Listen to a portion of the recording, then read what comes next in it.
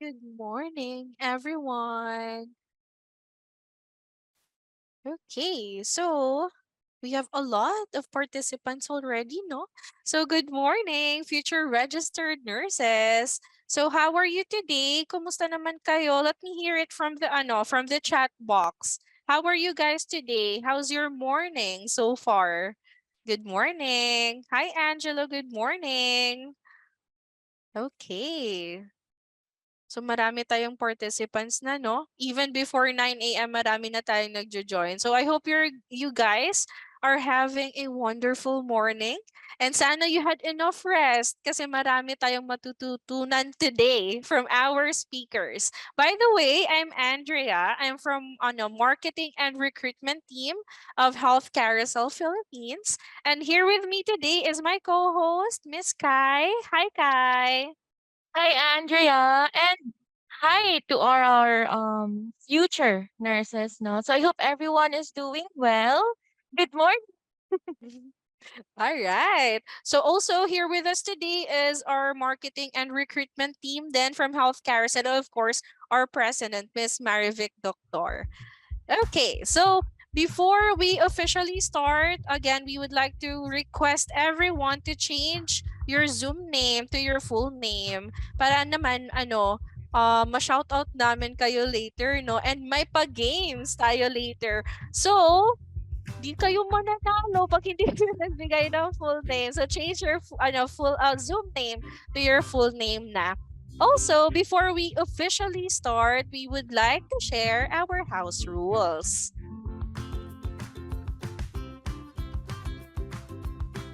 All right. So when you enter the room, can you please type hi and let us know your university and what year you graduated nursing? Okay, can you please type in kung saan university kayo graduate and what year? So taga saan ba yung mga participants natin today? Ayan, meron ng Audrey from Don Mariano Marcos Memorial State University. We also have Notre Dame, diba? From Hulu College. Arellano University. Oh, ayan, ang dami na. From Olfo. Yes, University of Cebu. Yes, may from Hello. Cebu. Hello, Yeah. guys. Yes. Kai and Ayan. I are from Cebu. Yes.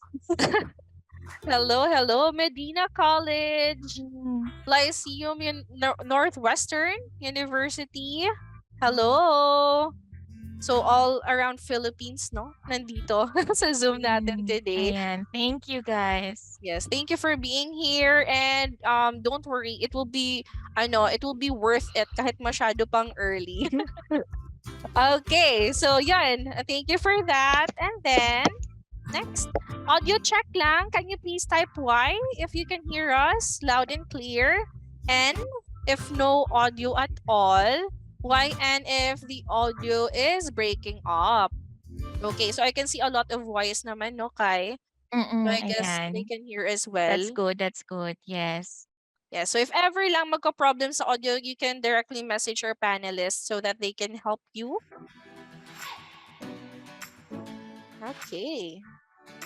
All right. So during this session, participants other than the panelists and speakers will be on mute. And please maintain proper netiquette in the chat. Also, please save your questions at the end because we will have an open forum to answer all your questions. So during the open forum, just type your questions na lang no, sa chat box and we will answer them one by one later. Ayan. So now, I think it would be best na to start no the program. So we have Jessa, also a recruiter from Health Carousel Philippines. So hi Jess, can you please do the honor to introduce our first speaker for today? All right. Thank you, Miss Kai, and good morning, everyone. So, for our first resource speaker, Dr. Ray A. Gapuz, or Mentor Ray, as he wants to be called, is an international author and a multi awarded digital entrepreneur.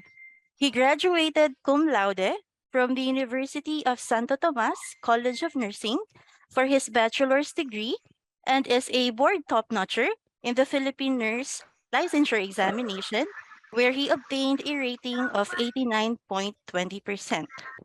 He pursued his master's degree in nursing in the same institution and graduated summa cum laude.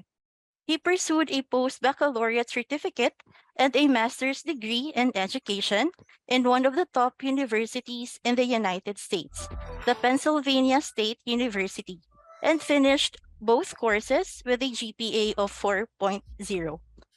He is a recipient of two doctorate degrees, honoris causa, from two state universities in the Philippines, the Pangasinan State University and the Ramon Magsaysay State University.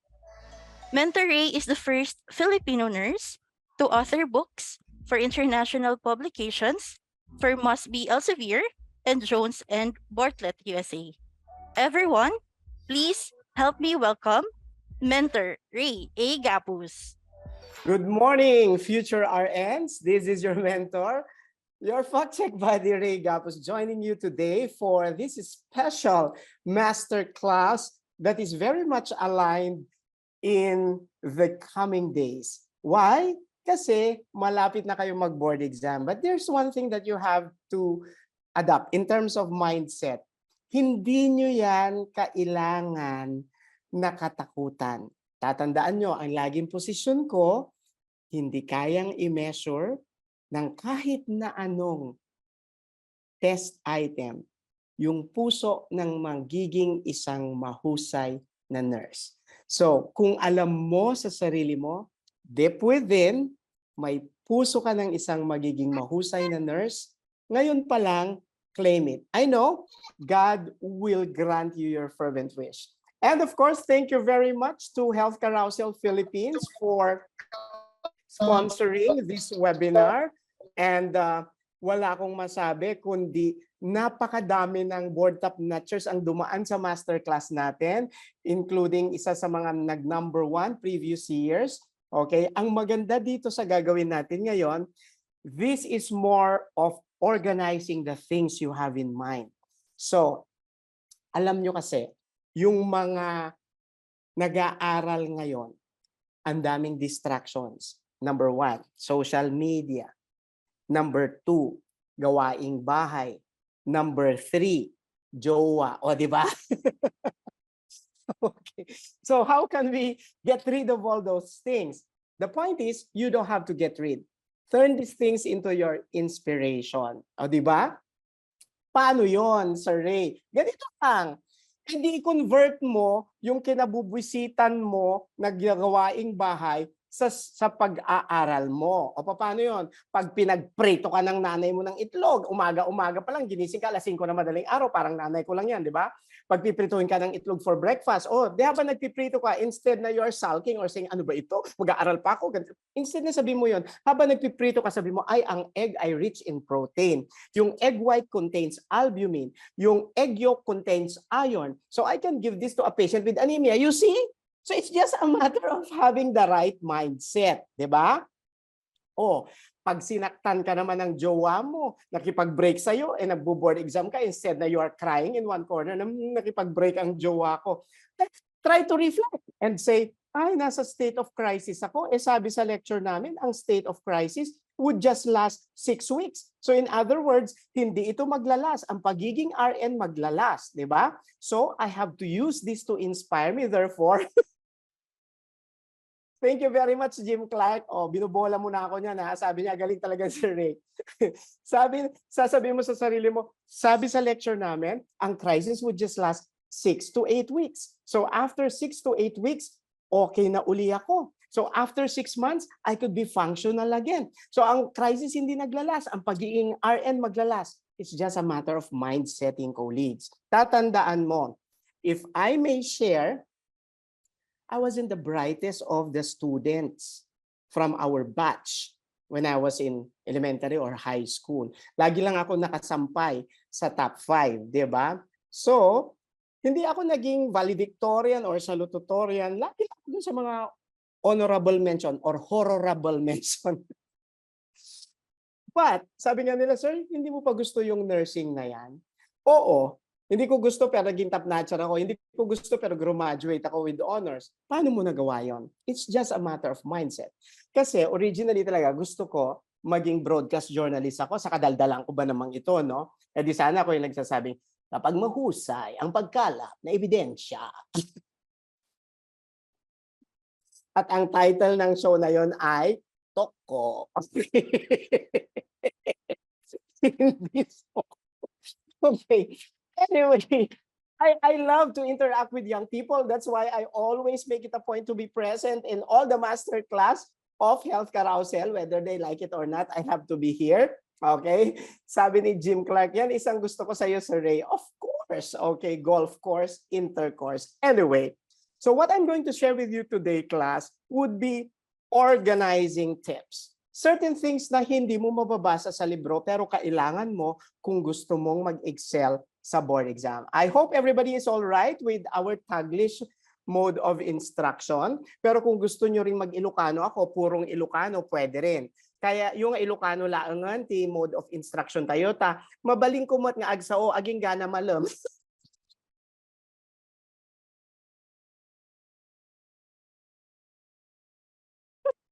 Okay? Mabalbalin apo dayto nga agsao ako anti Ilocano agrugi tabigat aging gana into and somebody from our chat box should have the of what I'm supposed to be talking about. Anyway, so without further ado, ang dal ko na. So mag-umpisa na tayo sa gusto nating i-share sa lahat sa inyo. Alam ko naman hot na kayo. Bakit naman hindi magiging hot tungkol dito sa ating masterclass? Paano? Maraming board top notchers attended our masterclass, okay? And of course, marami rin sa kanilang passers attended our masterclass. So thousands of them actually attended. So, sabi ni Rodalyn, okay lang sir, maawatak. Kayat ko ata sir, Agilocano ka. Okay, sige. So gilalagyan ko na Ilocano pero lalagyan din natin yan ng kumbaga magandang twist. Lalagyan ko ng version ng Tagalog and then English. Hi to our friends in the Visayas and Mindanao. Ang favorite kong lugar dyan, of course. Lagi ako nagpupunta dyan because last month lang nandun ako sa Cebu para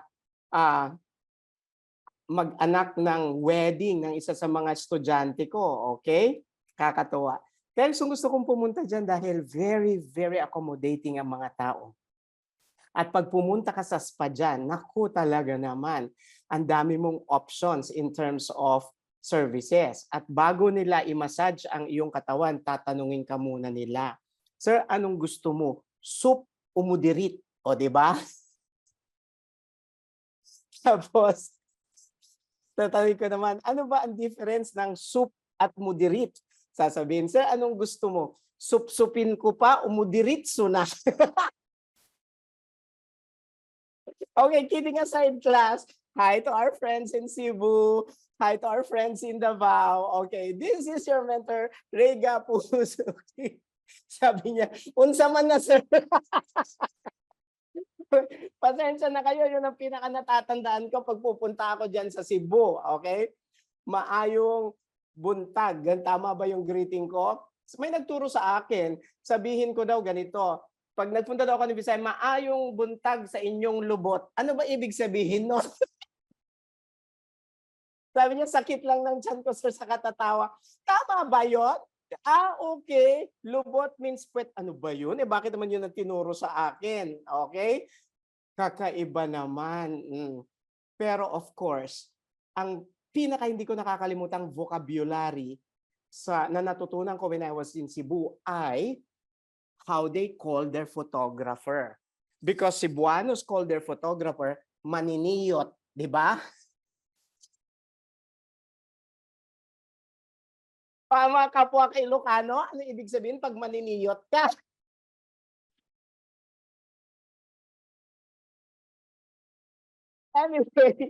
Anyway, okay, wag na natin i-translate at baka ma-MTRCB tayo. So let's proceed now with our more sensible task for today. So let's begin with today's goal. goal setting muna tayo. As I've been saying, there have been a lot of board top notchers who have attended this session. There have been a lot of passers who attended these sessions. And after this, we're gonna send you a link so you can view it again. So we want your undivided attention. We'll send you a PDF copy of my slides so you don't have to copy anything. All you have to do is to listen. Okay?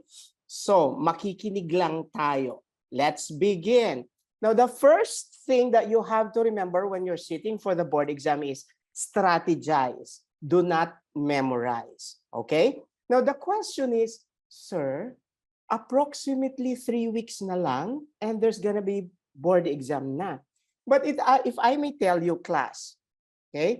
Meron ako estudyante, 2 weeks lang nag-aral, pero pumasa. It's not a matter of gaano ka katagal nag-aral, gaano karami ang binasa mo. It's a matter of choosing what to read. So kailangan alam mo kung saan ka magfo-focus. Yun ang gagawin natin ngayon dito. And after this, okay, we will send you through email some important handouts, okay, for your eyes only. That's a promise, okay? Lalo na yung mga nag-register. Okay, now, so take note. Ito yung formula ng mga nagiging board top notchers. Okay, thank you for the link of the recording of the lecture. Yes, we will give that to you, Chanel. Thank you, sir. Okay, thank you, sir. Ayan, salamat. Okay, nakikinig talaga sila. Let's move on. Ready na ba tayo? Naglaing na talaga. Ready na ba tayo? You say, type yes before I proceed. Ayan, ready na daw sila. Okay, one. Kung na one apo ay naapo. Okay, let's begin. What strategies will I teach you? Here are 3 strategies to help you navigate the board exam with confidence and flying colors. Tatandaan mo ha, pagka ikaw may naisip na mali, bakit ba kasi tayo, pag tayo nag-exam, at the end of it all, ang naiisip natin, ay naku, may isa na akong mali, ay naku, may dalawa na akong mali. You always have to see the glass half full. And you would always need to say, at least may 98 pa akong potentially tama. Yun dapat. Hindi yung tinatandam na kung may mali na ako. Sino naman nagsabi sa'yo na mali yun? Yung kaklase mo na mali din pala. Naghahanap lang ng damay. Don't feel bad, class. Okay? Be confident with what you've shaded in your test. Once na na-shade mo na yon, that's a done deal. Okay? Huwag mong pagsisisihan ng mga desisyon na ginagawa mo sa board exam or kahit sa buhay. There's nothing to lose, only lessons to be gained. Tatandaan mo yan. Kung nagkamali ka, may natutunan ka. Yun pa rin yun. Winner ka pa rin. So you always first have to think like a winner. Okay? So yun dapat ang thinking natin. Panalo ako. Okay? Panalo ako. Okay? So yung mga magta-type ng panalo ako will have a rating of 80 and above sa board exam and will become top-notchers. Type, go! Ang mga hindi magta-type will have the most difficult questions in the whole board exam and will get 75.00. Isang bulati na lang ang pipirma. Ang hindi pumirma, malalaglag na. So type, panalo ako. Ayan. Dapat yan ang mindset mo. I am a winner. Diba? Sabi nga ni Brian McKnight, never give up, never give in, never let the ray of doubt slip in. And if I fall, I'll never fail. I'll just get up and try again. I never lose hope, never lose faith. There's just too much at stake upon myself. I must depend. Oh, di ba? I'm not willing to... Oh, ang galing. Salamat po. I'm gonna win. Yan. Pasensya na kasi a cappella lang. Wala tayong orchestra. Okay? Pag meron yang -1, okay, plus 1,000. Pag a cappella, 500 lang po ang contribution. Ako bang nag-solicit? Anyway, that song is for all of you guys. Remember the last line in that song entitled Win by Brian McKnight? I'm not looking for place or show. I'm gonna win. Tandaan mo yon. You are a winner. You are a winner. Sarap makinig, idol. Maraming salamat. Maging sino ka man dahil hindi ka naman naglagay ng pangalan, di ba? Ang pag-ibig ay sadyang ganyan. Oh, di ba? Tiwala sa isa't isa'y kailangan. Paano mo ba i-translate yon? Tiwala sa isa't isa ay kailangan. Use trust only once. O, di ba yun ang translation? Ano ba yung tiwala? Trust. Isa't isa, only once. O, di ba? Use trust only once. Ganon. Dati mong pag-ibig wala akong pakialam. Ganon. Okay. Gusto ka, sir. May mayat na ragragsak. Okay, let's begin with the first strategy na disrupt ng mga nagtatype ng choppy-choppy. Okay, here we go. The first strategy is actually pecha-kucha. Sir, what's a pecha-kucha? Now, pecha-kucha is a Japanese method of storytelling that consists of 20 slides with words or pictures that eventually will enable you to master, listen to this, colleagues, 20 concepts in 6 minutes 40 seconds. Sir, paano ginagawa ang pecha-kucha? I'll give you an example. Sir, saan effective ang pecha-kucha? Pag nag-aaral ka ngayon, dapat hindi ka nagbubuklat ng libro. Okay? Mag-prepare ka ng 20 words at dapat may masasabi ka about those 20 words habang tinitignan mo siya. Okay? So here we go. Okay? Tignan natin ano ba ang pecha-kucha at eventually saan natin dapat gamitin ito. Are you ready? Yes? Are you ready? Okay. Si Mitzi, hindi daw niya ako marinig. Sabi niya. So hindi niya ako marinig. Okay? Oh, yung hindi po nakakarinig. Okay. Kindly get in touch with our technical assistant. Maraming salamat. So here we go. Pecha-kucha. Saan natin pwedeng gamitin ang pecha-kucha? First, I will give you an example. Okay. Here it is. Okay? Pag sinabi nating pecha-kucha, let me first disappear so you can focus on the pecha-kucha. Okay?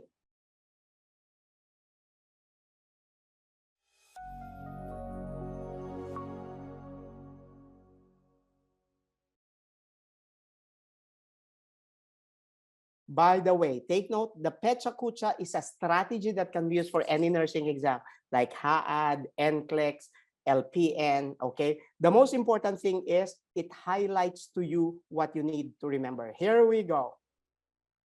Good day, fellow learners. Once again, this is your mentor, your fact check buddy, Ray Gapuz. It's Monday once again, and this is pecha-kucha day. So before we get to start, I'd like first and foremost to share with you what pecha-kucha is. It's actually a storytelling strategy that utilizes 20 slides, with each slide being commented on for a maximum of 20 seconds. So the method usually lasts for 6 minutes and 40 seconds. So which simply means in 6 minutes and 40 seconds, we are going to cover 20 concepts contained in 20 slides. You heard it right. 20 concepts in 6 minutes and 40 seconds.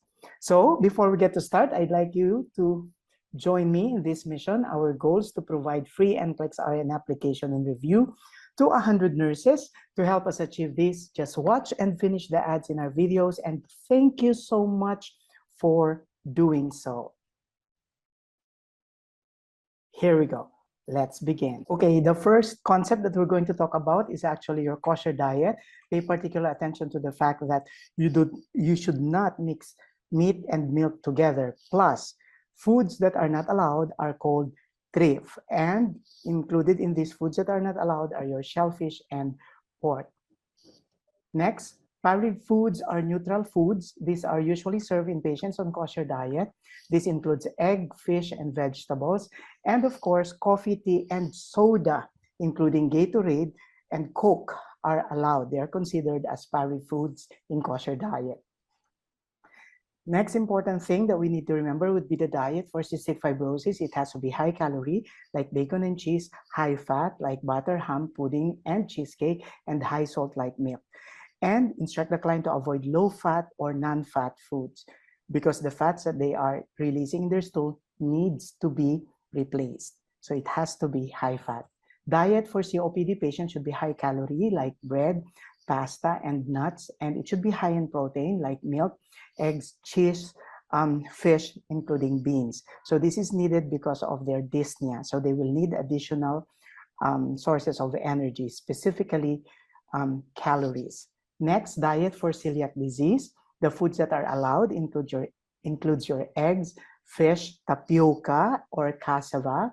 The one that they include in buba, including your potato or corn, and instruct the client to avoid barley, rye, and wheat. Oats can now be given. So our picture here should be corrected. It can now be given.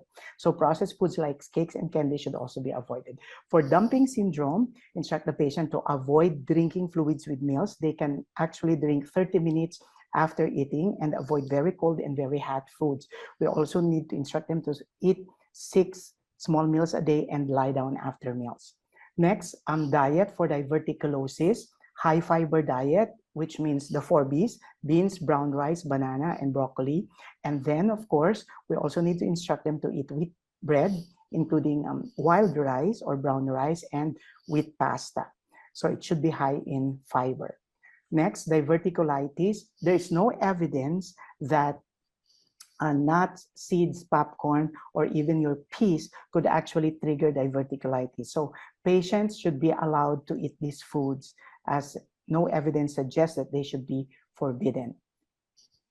It does not trigger, that these foods will not trigger the condition. Next, for patients taking levodopa, put the patient on low protein diet. So instruct the client to avoid beef, avoid chicken, avoid pork, fish, and eggs, as this will decrease the absorption of the drug and may worsen the symptoms of Parkinson's disease. Next important thing would be for lithium. So we need to instruct the patient to have adequate sodium and adequate fluids. And certain liquids like tea, caffeine, and cola may decrease the effectiveness of lithium. So it's best that we instruct the patient to avoid these specific drinks and maintain the sodium. Next, diet for cholecystitis, avoid high fat and high cholesterol diet like fried foods, whole milk like cheese, ice cream, butter, including red meat should also be avoided. So remember, in cholecystitis, the pain is found in the right upper quadrant of the abdomen, and that is usually triggered with a high-fat food. For end-stage renal disease, we need to instruct the client to avoid processed foods like pretzels and to instruct the patient to limit potassium like sources like bananas as well as green beans, and also to limit phosphorus. Sources of phosphorus could include cola and milk. For a 6-month-old child, we have to instruct the mother to avoid choking hazards, and the most common ones are, number 1 would be hot dog, sausages, marshmallow, popcorn, grapes, and of course, bits and pieces of meat like chicken. So that should not be given to a 6-month-old child. And then let's pay particular attention now to the diet for toddlers. We can give them fruits, eggs, and meat, and once again, avoid choking hazards, hot dog, grapes, and hard cheese. Now for toddlers, they are ritualistic. So you have to use the same table equipment if you are serving the food, including cutleries. Okay, next, hepatic encephalopathy. We need to control the protein level of the patient. So instruct the patient to eat just adequate amount of protein, which means sources of protein need to be restricted, and sources of protein includes your meat, your eggs, fish, and poultry. Lactulose is usually given in order to promote excretion of excess ammonia. For liver cirrhosis, we have to limit fats, and then make sure that we have to avoid raw or undercooked meat, fish, okay, including those that are high in sodium, canned foods like canned meats, and then eggs as well as tofu, oats, and rice are allowed. Next, for a patient with hypokalemia, remember sources of potassium could be allowed. Remember the code CROWD. So cucumber, raisin, orange juice, whole wheat bread, and dates. Soybeans as well as salt substitutes are also considered as sources of potassium and are therefore allowed. Next, for a patient on low sodium diet, It simply means that they have to remember the upper limit of sodium, which is 1 teaspoon of table salt per day. That's approximately 2,300 per day. But the ideal for adults would be 1,500. So which simply means they have to check on the labels of the food that they are buying. And per serving, there should be a maximum of 140 milligrams per serving. Next, high sodium diet means you have 400 milligrams or more per serving of food. So instruct the client to avoid PMS because these are high in sodium. P, processed foods like sardines or canned goods. M, mixes of snacks like chips and pizza. And S, salted foods like nuts. Calcium-rich diet. Remember, YMC. Okay, yogurt, milk, and cheese are high in calcium, including your ABC, almonds, broccoli, and cabbage, as well as tofu. These are all high in calcium and are allowed. And ladies and gentlemen, that ends our Pecha Kucha number 4. Okay, now, ang tanong ay, saan pwedeng gamitin ang Pecha Kucha? You can create your own Pecha Kucha focusing on, for example, ethical legal concepts like beneficence, non-maleficence, veracity, okay, paternalism, or you can create one that may potentially include concepts like malpractice, negligence, battery, invasion of privacy. Okay, it's endless. But primarily, your Pecha Kucha is good at those concepts, the level 1 concepts in the board exam, yung tinatawag nating recall. Okay? So recall concepts are usually found splintered from test 1 to test 5. So that simply means meron kang approximately 20 to 30% of recall questions sa test 1, sa test 2, sa test 3. So in essence, effective ang Pecha Kucha sa mga ganitong type ng konsepto. Okay? So let's move on now to hold your questions. We will have a question and answer portion after our main topics, and then we'll answer your concerns. Okay? Next one. Okay. So the second strategy that I will share with you is actually the outlining strategy. Eto, marami sa atin magaling mag-outline. The problem is, yun bang content ng outline nila ay relevant sa exam? So that's the main thing that challenges a lot of us. So let's pay particular attention now to which concept is this strategy very much applicable. So when you refer to outlining concepts, okay, this is very, very effective for concepts related to pharmacology. So ang una kasing problema, ang daming gamot. Ilan bang gamot ang itatanong? At sa dami-dami na napag-aralan kong gamot, isa lang naman ang alam ko. Sabi ng isa, ano daw yung alam niya? Bawal na gamot. Okay, hindi po iyon ang kailangan nating pag-aralan. So, here we go. The check principle will enable you to streamline concepts related to pharmacology, which simply means bawat isang gamot, 5 bagay lang kailangan mo matutunan. Ano-ano tong mga to? Okay? So, remember the check principle. So, pag sinabi natin check principle, ano ibig sabihin? The first thing that you have to learn about a drug is the classification of the drug. Para saan ang gamot na yan? I know yung iba, graduate na ng nursing, ang natandaan lang ng gamot ay biogesic dahil kay John Lloyd. At ang kanyang alam na discharge instruction ay ingat. Yun lang. Pero mas malala, yung graduate ng nursing na ang alam lang na gamot ay tiki-tiki. Okay, so anyway, let's move on to the next. How will you know that the medication is effective? We don't stop at just knowing the classification of the drug. You have to know how to evaluate the outcome. And to do so, you have to know your parameters. For example, if your patient has been given antidepressants, how would you know that your antidepressant will be effective after 2 to 3 weeks of initial effects and 3 to 4 weeks of full therapeutic effects? So you have to look at 2 things. 1, sleep pattern, and 2, eating habits.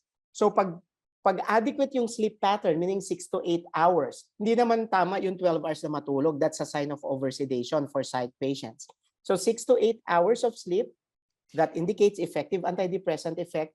And second one would be increased appetite. So how would you know na yung depressed natin ay nagamot ng antidepressant? Pag nagre-request na siya ng additional food or if they're requesting for additional snacks, that simply means there's increased appetite. So you have to know those things that would tell you that the medication given to the patient is effective. Like for example, if the patient is having severe pain, and so you administered morphine, how would you know that the patient's pain has diminished? So those are the things that you have to consider. The next, exactly what time do you give your medication? Primarily, if the drug is an antibiotic, it's best given on an empty stomach. Empty stomach does not necessarily mean always before meals. It could be an hour before meals or 2 hours after meals when the stomach shall have emptied itself of its contents.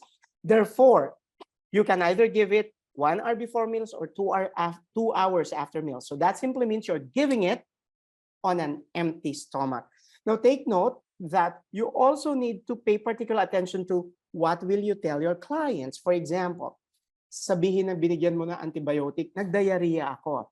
Okay? So you should have discharge instruction that would tell the patient that this medication will cause diarrhea and it doesn't need you to be alarmed. So that's not a cause for alarm because any drug that changes the pH of the gastrointestinal tract would definitely cause diarrhea. And that's what your antibiotics are doing to your body. And K, keys to giving it safely. What do you mean by keys to giving it safely? How do you safely administer the drug? So there are drugs like, for example, clozapine or clozaril, which is an atypical antipsychotic. Before you give it, you will have to check either the white blood cell count. It has to be between 5,000 to 10,000. You don't administer clozapine if the WBC is below 5,000.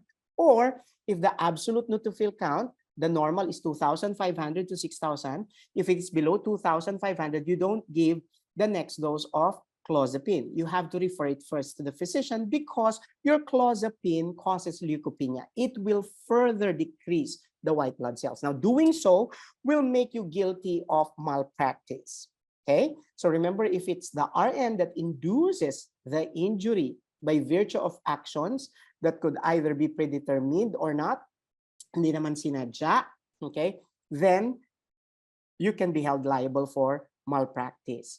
But if it's the nursing assistant who induces the injury by virtue of their action or non-action, then they could be held liable for negligence. Okay, so those are the things that you have to pay particular attention to when you're studying concepts related to drugs. So which simply means, tatandaan natin, we can't do away with this concept. It could be present in test 1, test 2, test 3, test 4, test 5, primarily because it's a part of our curriculum. So we have to be tested on this concept. So let's try answering a sample question. Which medication helps control and maintain blood pressure of patients? Okay.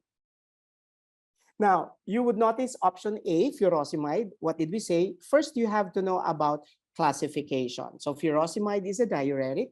Common side effect is hypokalemia. Well, it could be given to patients with blood pressure, but its effect is indirect. Now, atropine is a vagolytic agent. It's also a drying agent. It's given in patients with heart block in order to increase the heart rate because atropine increases the heart rate and causes drying of the mucosa. Now, epinephrine is a sympathomimetic, which simply means it's given in patients with anaphylaxis to cause bronchodilation. It's also given in patients with cardiac arrest, okay? And definitely amlodipine is a calcium channel blocker, which relaxes the blood vessels in the body. And so therefore, among the four, if you know the classification of the drug, it's going to be easy for you to answer this question. And so the answer is, you are all right. Those who type the answer, it's letter D. That's your amlodipine. Why? Parang hindi tayo kailangan dito kasi alam na nila ang mga drugs. Okay? Isang basa pa lang. Okay? Very good. Okay? Now, strategy number 3. Yung pangatlong strategy, ano naman? Choose and focus. Ano ibig sabihin nito? At this point in time that you barely have like 3 weeks to study, piliin mo lang kung ano yung pag-aaralan mo. At yung pagpili mo na yon, kailangan basahin mo and reflect. Hindi pwedeng binabasa mo lang mechanically. babasahin mo, ay ang answer A, ay ang answer B, ay ang answer C. No, it's not like that. When you choose to study, you have to ask yourself, paano kaya ito itatanong? Wag matigas ang ulo na yung gusto mo lang malaman, doon ka lang nakatingin. It's not supposed to be that way. So, let's move on and let's pay particular attention to these things now. Okay? So, here we go. So, focus on MILDI. When you're talking of disease conditions, the first thing that you have to know should be the main problem. Like, for example, in disseminated intravascular coagulation, which could be a complication of abruptio placenta, the main problem is systemic clotting. Okay, so therefore the drug of choice should be administered anticoagulant like heparin. But the complication of that systemic clotting ay naubos ang clotting factors ng pasyente. Therefore, the patient will exhibit bleeding. So what would be your priority intervention for bleeding? You can administer crystalloid fluids. So the two priorities should be administer anticoagulants and crystalloid fluids. Now you based your answer or your priorities on the main pathophysiological problem that exists within a specific condition. Okay? Second, you have to know initial manifestations. Okay? Ano ba yung nauuna? For example, in congestive heart failure that's left-sided, the initial manifestation would definitely be dyspnea. For right-sided heart failure, the initial manifestation would be distended neck vein or jugular vein distension. So pay particular attention to those things that would tell you that the patient is in the early stage of a condition. Why? Because our role as a nurse is to prevent worsening of the patient's condition. That's why this concept is very important for you to know. Next would be the laboratory data. Okay, so you pay particular attention to which test do you need to focus on. Like for example, in multiple sclerosis, which diagnostic test would usually identify the presence of areas of demyelination or destruction of the myelin sheath?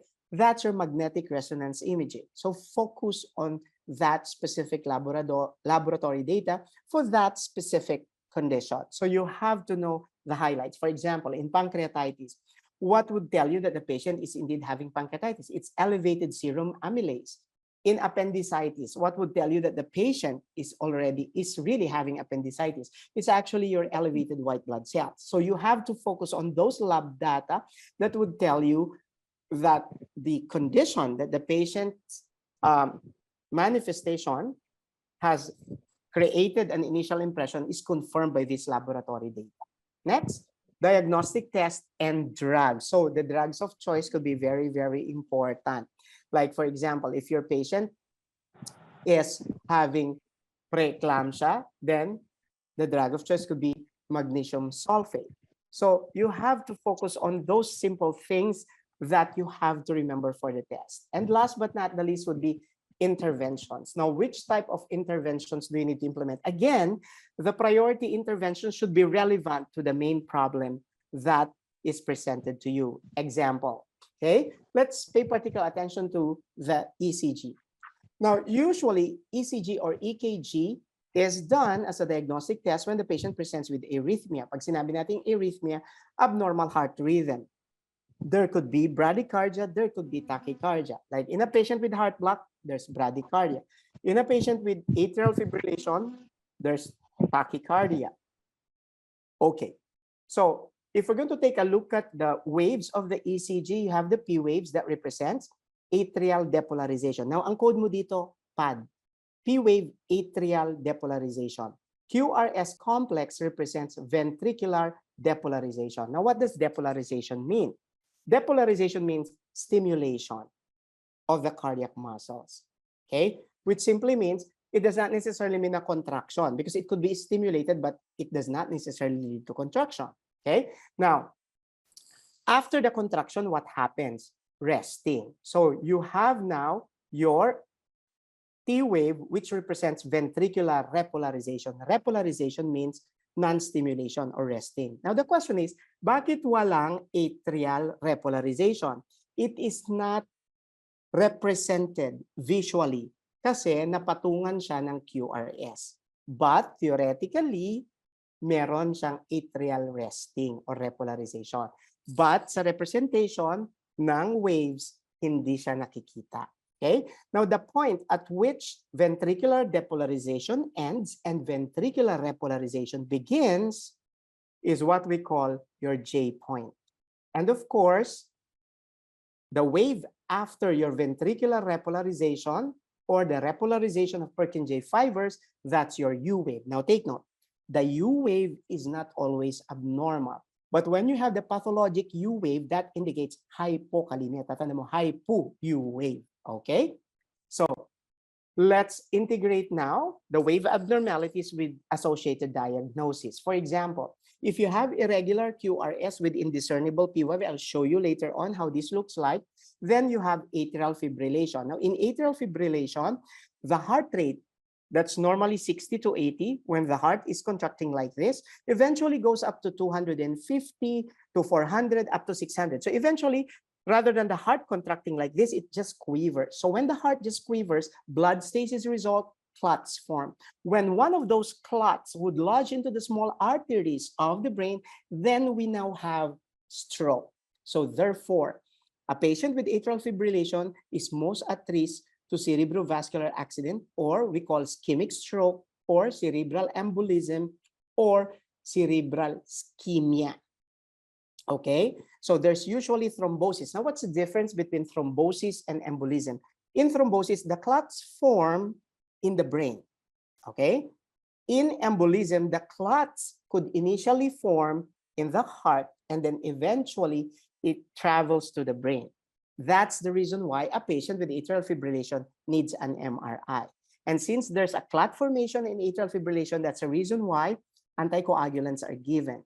Okay, the drug of choice will be your dabigatran or Pradaxa. It's the most effective anticoagulant, more effective than your heparin, than your warfarin, and than your aspirin. Okay, so next important thing is the presence of chaotic waves. Now, this indicates ventricular fibrillation, which is, kailangan tandaan, the most dangerous type of arrhythmia. So it's a level 1 priority. Okay? Next, you have tall peak T wave. Pag tall, hyperkalemia yan. Think about the Eiffel Tower. Yan, tall peak T wave, hyperkalemia.